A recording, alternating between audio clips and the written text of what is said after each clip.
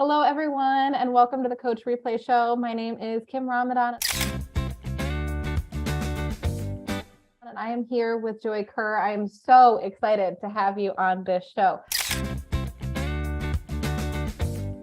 I have followed Joy for a while on Twitter, and just really, I've got her book here, Shift This. I actually let one of my teachers borrow this when we were talking about shifts in the classroom. So I can't wait to talk about this book with you.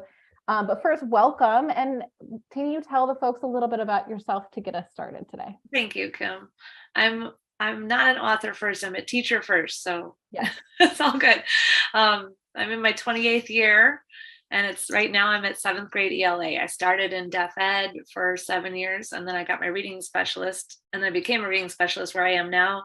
And then I got into the classroom. So it's really only my 20th, maybe fewer than that, in the classroom. But I've got 7th graders, and they're a trip, and I have 80-minute periods. So I have three classes. So I don't have as many students as the rest of the middle school teachers do, but it's nice 80-minute chunk. So that's what I've got right now. Them for a while. Yeah. Yeah, 80 minutes is a while. Well, I am really excited to talk with you. A lot of what you've talked about in on Twitter and various sites are shifts that teachers can make. And one of the things that we really want to talk about today is, we went through this crazy pandemic, a year, 2 years, 3 years, however long, are we still doing it? And there are some good things that came out of this. And so that's really what we want to focus on. And so, 2021 school year, we were talking about coming on this Zoom, and you're like, I haven't done this in a while. Thank goodness, but there are some good things that have come out of this, and ways that teachers can kind of celebrate. And so what are some good things that we learned? My big thing I learned, do you know Angela Watson and her book, Fewer Things? I know, because you put it as one of the things that we need to read. We'll show that list in a little while, but yes. Yeah, it was one of the ones that was pre-2020, but it finally stuck in my head during 2020 that we put a lot of pressures on ourselves. We think, oh, there's so much on our plate, but we put a lot of that on our plate because we want to do our best. And so the one thing I started, that when it really hit me, I'm like, wait, why am I used to do a weekly email home to parents, even at 7th grade ELA. I thought, they don't know what goes on in the middle school. And I just attached a quick little video of their kids. So I take some pictures during the day, and I put it up together, a little animotive video, and I send it home. The parents loved it. So I kept doing it. Then when 2020 hit, there were no kids in the classroom for me to take pictures of. Right.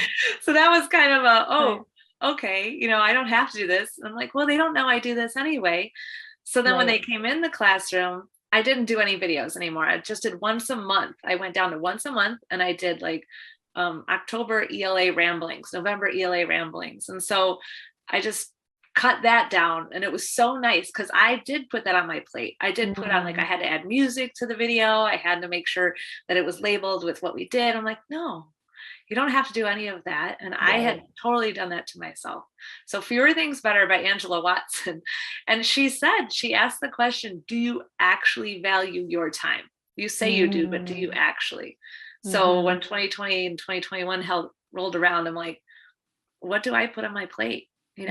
What can I take off? And I can still be a great teacher, hopefully, but I don't need to do this, and I don't need to do that. And I don't have to have that perfect, and I don't have to have that picture. Just, there were so many things that I realized I did to myself. So that's what started coming off. Even if administration wouldn't take stuff off my plate, I'm like, well, I'm not going to do that. And I'm not going to do that. And I'm not going to feel bad for not subbing during my lunch period. It's like, no, that's not what I would normally keep on my plate. So that was my big, huge win for 21 was, hey, we do so much for ourselves so we feel better at what we're doing. But there's so many other things I learned along the way too. You don't have to do that. You can just be there, and just being there is a huge step. And we know that with the subs being gone and teachers getting COVID, and, as long as we're there, the kids will survive. The kids will be fine. Yeah. Yeah, and that's a great point. I think, we talk about this too. So I'm an instructional coach, and Cory Camp, who runs the show, with me, is also an instructional coach, and we talk about that a lot as coaches too, and as teachers and as educators. We add so many things to our plates that maybe don't need to be there. And we were just talking about, like, asking the question to yourself, what do you value the most, or what is the most important thing to you? I would answer, I want teachers to feel supported, and so that they are the best of themselves for their students. And if I'm putting things in my schedule or doing things that are not aligning with that, then it needs to come off. Exactly. And so yeah, to your point, the weekly newsletter probably was fantastic for the 7th grade ELA parents, but without it, especially at the beginning of the year in 2021, they didn't know that that's what you did last year. Even if they were siblings, who cares? They forgot, Yeah, well, yeah. And I mean, you still got that information to them, just maybe not in a way that I'm sure weekly. It took a lot of your time to do that every week. That was So too much. And that's even now, I know I don't need to do it monthly. I yeah. could do it quarterly. Who cares? Yeah. Yeah. I mean, exactly. Like, I think the information is great, but I'm sure there are other ways that you're engaging with your parents throughout the year that you don't need to have this every single week. Exactly. And going back to what you said, like, what do you really value? The year before, the 2020 year, I valued my mental health and my physical health. So like you said, if it didn't go along with that, then it didn't happen. It just didn't happen. Yeah. And as educators, we know that we have a very big job, and we know we take it very, very seriously. And I think it's hard I was just having a conversation with my husband, who's in auditing, and he's like, I don't love my job. Like, my job is a means to an end. He tells people all the time, all these things they're not doing correctly. It's a means to an end. It's a way for me to get a paycheck. And if you're a great educator, which I know you are, that's not how you feel, but that doesn't mean that you have to take on the weight of the world and fill your plates and not take care of yourself first, which is really what we're focusing on. And there are some days that I don't love my job, Yeah. And so, that's okay. And so doing these things, like, can I go on to the next thing I was going to share with you? Yeah, please go. Things, being in the moment. So, okay, Dave Burgess. Yes. And Teach Like a Pirate. Yes. So I didn't know what I would get out of that book, but the I in pirate was immersion. And it was about staying immersed in the moment. And that's how everything becomes better, you know? And so I took that to heart when I read it with my class after lunch, because my one class after lunch always got the worst of me. I was tired from the beginning of the day. I knew what I was doing a little better, so they got better lessons, but I wasn't as ready to go, So I took that lesson then. But then when 2021 hit, I was like, okay, they're all here. They're all masked. I can't hear anything. They can't see what I feel. What am I going to do? So I just soaked it up. And I went slowly, and I listened to them, and we had questions, and we were quieter because we couldn't hear, so everybody was listening a little better. And I just took my time and I soaked it up. And that immersion part, that helped me like my job again. Yeah. And, we're human, and there are going to be times and areas of the year or years, where it doesn't feel the same. It feels different. It doesn't feel comfortable. It maybe isn't joyful, but I think then asking yourself, like, why and what might I be able to do differently right now to make things a little bit better. And I mean, I think so. Some ways that we talk about empowering teachers, are really trying to, and I was just talking to Cory about this word empower. I'm not implying that teachers don't have power, but how do we make things a little bit less stressful for ourselves as teachers? So the one thing that we talked about was making sure that we are listening to ourselves and listening to our students. And if we need to slow things down, then we need to slow things down. And that's what we do. Are there any other ways that you really can think of about how teachers can empower themselves and make things less stressful for themselves? I think if you go back to what you said, what do you value? When it's stress, it's my mental health and my physical health, because that impacts that. So that's when you want to develop better habits, right? And so then there's another book. So many other books that are better than mine. Is it this one? Yes, the Tiny Habits book, James Clear, right? Or not James, no, Atomic Habits. Yeah. Atomic Habits. And then there was another book called Tiny Habits too, that was yes. very similar, but it's putting something in front of you that you know is good for you. So with me, when I get stressed out, I eat my chocolate, I go in for the ice cream and stuff. And so my husband, he is a blessing, and he does the grocery shopping for us. And so I tell him, do not buy the double stuffed Oreos. If you buy the Chips Ahoy, I won't eat as many, so whatever you have in front of you is what you're going to go for. So we bought more bananas, we bought more grapes. I made sure that my lunches, especially during that pandemic, coming back into everything, were healthy, and I have a healthy breakfast, and I put my floss on my pillow, little things like that. So you could see the healthy things that you wanted to do. When we were masked, we were able to take mask breaks with the kids, and that helped me immensely, just to be outside in nature. So now I make sure that I've got my walking shoes by the door, so it's time. When it's time, I need to go out and do it for myself. So those the habits, the Atomic Habits was the big lesson from there was, don't skip something 2 days in a row. Don't skip a healthy habit 2 days in a row. You can skip it once, but then make sure you get it the next day. And then the Tiny Habits book told me to attach it to something I'm already doing. So stretching, I know I do better. I sleep better and I wake up better if I stretch before I go to bed. So I said, okay, as soon as my husband turns back on TV after dinner, I'm going to stretch. You stretch. Yeah. It's turning it into, so he's going to always do that. You're going to always stretch. Yep. So, and you can attach it to a bad one too, if you want, but to attach a habit to another habit makes that habit more easy to do. And then once you do it, I'm not perfect. There's no way I do it every day. Right. But once you do, you realize what empowers you, and you realize what helps you, and you keep doing it. And then it just gets a little better, and you can hold your head a little higher with that self-confidence of, I'm taking care of myself. I did it yesterday. I'm going to try and do it again today. And that's empowering. You hold yourself up high a little better, and you don't talk negatively as much at school. You still do a little bit, but not as much, because you're feeling better.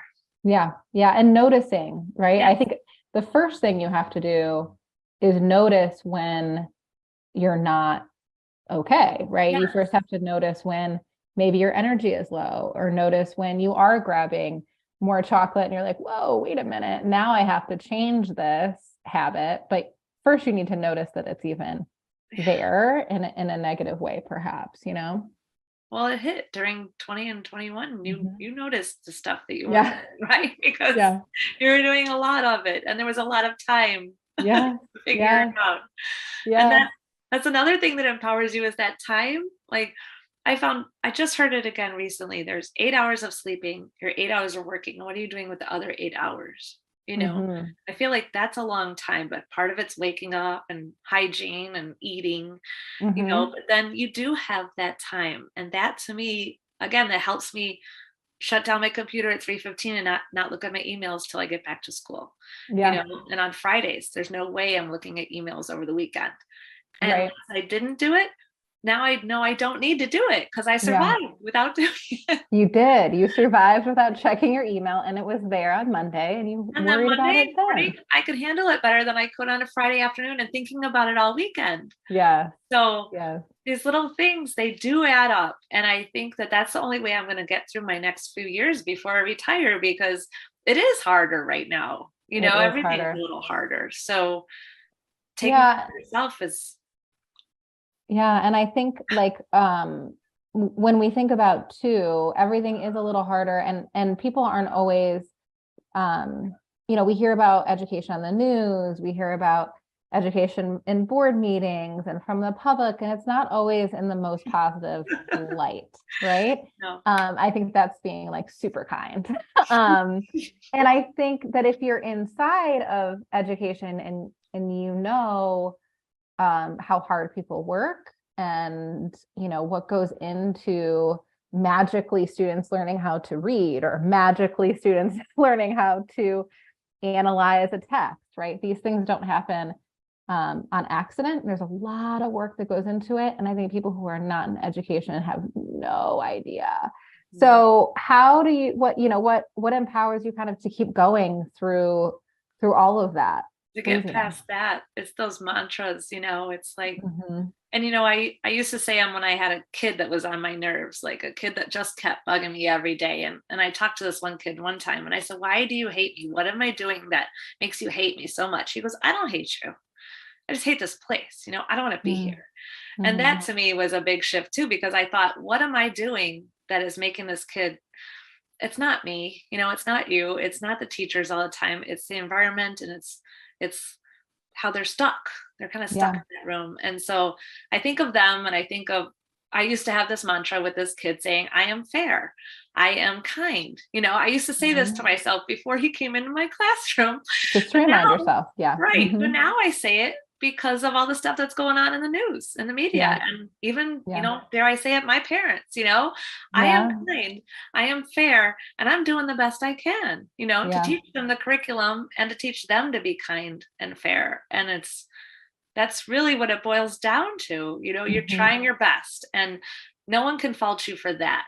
You're talking to the kids, you're listening to them, you're doing the curriculum, but you're also being there for them. You're at the door saying hello, you're using their name every day, you're asking them questions, and it's not just about school. And when you're trying your best, they got nothing on you. It's not like they can come after you for just trying your best. I did have a parent this year who was mad. Well, she's one that's trying to get some books out, like, why are the kids reading these books? But she didn't look at the list of books I gave for the book clubs. She didn't even know what they were about, and then she was upset about it. I'm like, hey, I gave you this list of books. I gave you links to look through it. Now it's on you. It's not on me anymore. I have read every single one of these books. I have summaries on every single one of these books that I wrote, so I don't have to read them every year, so you know what the books are about. So it's time for you to do the work. And I didn't say it's time for you to do the work, but I said, I know what these books are about, and it's not about what you're thinking. It's not about this, this, and this, as she said. And I'm like, I'm doing my best, lady. That's what you expect. Yeah. Yeah. And so, when they get down, I'm like, you're not in the classrooms. You don't know what's going on. It would be nice if you'd ask, go ahead and ask. And everything. And I think to your point about, like, you could have made assumptions about the student who, and you did, that you don't like me. But I think the fact that you asked the question of the student, what's going on, I think that speaks to building those relationships, and then to find out, it wasn't actually me, it's this other thing. And then, then you can have this mantra that's like, it's a reminder, like, it's not me. Yeah. And I think that's really important. And I think, one of the things that, just to shift just a moment to your book that I have here, I think one of the things that is really empowering for teachers, I want you to talk a little bit about this book, because I think that you are a teacher first. I know that, but I also think this book has a very large impact on teachers, because it's written by you, and it's very powerful. So I've read it, and I love it, and I love the meaning behind it. So can you talk a little bit about your book? And then, I don't know word shift, but do you want to talk about these two books that you published? Right. Well, Shift This was written because I had ideas that came from when I tried Genius Hour in my classroom. I think it was 2013. I tried Genius Hour. It's passion-based learning, or passion projects, or student-directed learning. It's under a whole bunch of names. And it's really just giving students some time in your class to pursue what they want to learn. And it did so much for me. It changed how I do homework. It changed how I do grading. It changed how we do discussions in class. And so I think each chapter was about one of those. And then I add the chapter in about social media and getting connected to other teachers, because that's what led me to Genius Hour. And then Genius Hour blew everything else up. So I wanted to share about it. And there was a mom who was really mad at me for giving her child Genius Hour, because she said, Genius Hour is a waste of time, and all the parents think so. And so I went home. It was on my 40th birthday on a Friday after school. And I went home and I cried and I cried. And my husband's like, what are you going to do about it? And basically for Shift This, it's like, okay, this is a problem. What are you going to do about it? This is a problem. What are you going to do about it? And we can only do what's in our control. Jen Vincent, she does a story Story Exploratory is her new thing she's doing. She's a 7th grade ELA teacher too, I believe, right now. She's switched roles. She was an instructional coach for a while. She had me on a Zoom during that fateful February of 2021. And she said, write what you want the world to know. So I started writing, and I ended up writing that only I can control what's going on right now in my school and in my classroom. You know, the administration was overstocked with everything. They had so much going on. Their administration had so much going on. Nobody could help me but me. And it was back to that shift this mentality, like, okay, it's broken. What are you going to do about it? You know, what are you going to do about it? So that's basically a shift this. It's hopefully it does empower teachers to say, hey, I have all this leeway. You know, they told me to do this, but I can do all of this with it. What am I going to do about it to make it work for these kids in front of me? Yeah. And what I love about, what I love about it too is for each shift that's in here, it's like, but you can start small here, you know, and then grow and then grow and then grow and then grow in order to create this monumental shift. So it doesn't feel maybe super overwhelming at first, because take homework, for example, you can make this small change, which can lead to this and this and this, and grading is another one that's in here. So I mean, the idea of taking a look at classwork, homework, grading, you have social media, you have classroom environment, all of these little areas, if you make one small shift and then continue to grow, and then are you working more towards your value system, which is what we were talking about kind of. And I haven't been pushing the book lately because teachers who have been through the pandemic, I'm sure they've shifted. You know, they have shifted. You know, you're right. Yes. They've told to pivot, but I'm sure they've shifted in their own way. And so I haven't been pushing it, but it's true. It's like now we're back in it, and sometimes it feels like it's all bogged down again. But wait, what did we do when it was really hard? You know, we took care of it. We did it. And so, we've got to start shifting again. And sometimes I shift backwards. Like I did shift backwards in grading in 2020 because they were motivated by grades, and I had to keep the grades going. But and I go back and forth depending on what class is in front of me, right? Well, yeah, of course. I think you're always having to shift. A good teacher never like stays in has one lesson plan they follow for the 20 years of their lives. Right? There's obviously some shifting that happens, but I think it is a reminder though too that we don't have to go back to how things were before 2020 either. So like, you know, just because we did homework a certain way or classwork a certain way or grading a certain way before doesn't mean we need to go back there. Exactly. I do think that like, as someone who delivers professional development and is a coach, we have a little bit more capacity right now for like thinking about changing or shifting or moving. Whereas I think in 2020, 2021, 2022, we were like, what is this? What are we doing? No one knows what we're doing. Here's a resource. I'm going to throw it at you because I've never done this either. You know, like it was not great times for us just trying to build things literally while we're Zooming. Those other books on this post, I had in my notes to share with you. There were 9. I read like 9 self-help books, 2020 to 2021. Yeah. And they all these 9, I don't know if there are other 9, but all of them said that you need to stop, listen, look, smell, feel, be in the moment. Yep. And that too helps you open up that mind for further thinking, like, okay, this isn't working and I'm done beating my head against the wall. So if I stop and I breathe, and even if I ask the kids in front of me, okay, right now, what should we be doing? And, you know, they help out too, but just the slowing down and breathing. And, there's that one from Ephraim Divided. Somehow you just do what needs to be done. Somehow you do, whether it's fair to you or not. Yeah. I mean, these are all, and we'll put all of these in the takeaways so that anyone who's watching is able to take a look at these and your thoughts on your blog post, and links to your books if they would like to go purchase them, which I suggest that they do.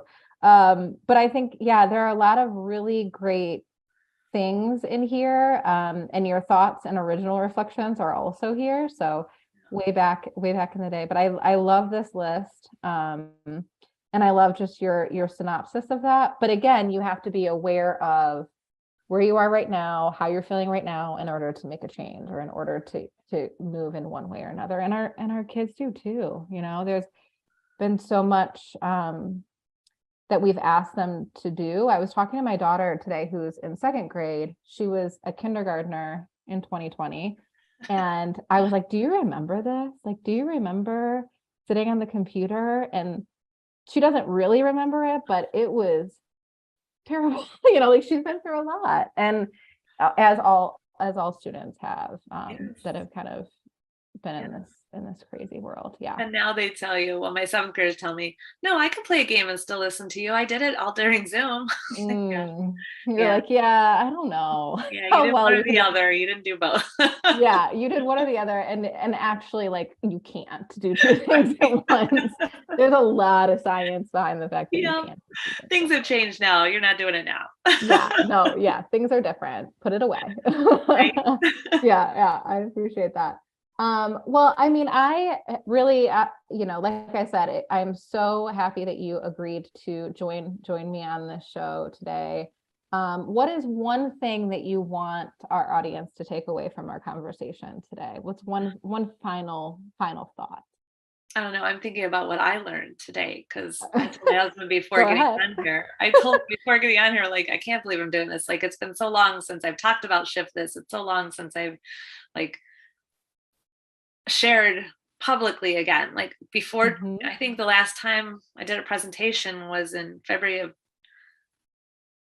20. I'm not sure, but I did a virtual one then. But I've been quiet, because I've realized that once COVID hit, I've realized that school is not my life. The book is not my life, and I have to take care of myself. So I hope that the people watching this will know that you come first. And I know people are always saying, take care of yourself, self-care, take care of yourself. But if there's one thing you feel you need to do, you've got to do it all the time, and make sure you get it done every day and put it on the calendar. And if it's just like having that sit down for 5 minutes after school's out, if it's anything, start with that one little thing and connect it to the other habits, that it becomes a habit, right? Yeah. What's your one thing? I'm just curious. It's getting outside. Outside helped me during COVID when everybody was stuck inside. I'm like, I just needed to be out there because the world has been here much longer than we have, right? Yeah. And even America's like a really, really young country. We're still growing. Humans are still learning. So that just grounds me. It's just like, hey, if I can just be a good person, then I'm doing well. Yeah. I love that. Yeah. Great. Thanks for having me again. Getting me absolutely. Out of again. Yeah. And I'm glad that we're hearing your voice because I think it's important. So to our viewers, don't forget to subscribe to our YouTube channel. Follow us on all of the social media platforms. Hopefully Twitter stays around for a little bit longer. We'll be able to enjoy that because it's been a joy seeing you on there. So we are on Twitter, Facebook, and LinkedIn. Feel free to follow us, like, and subscribe. Talk to you all later. Bye. Bye.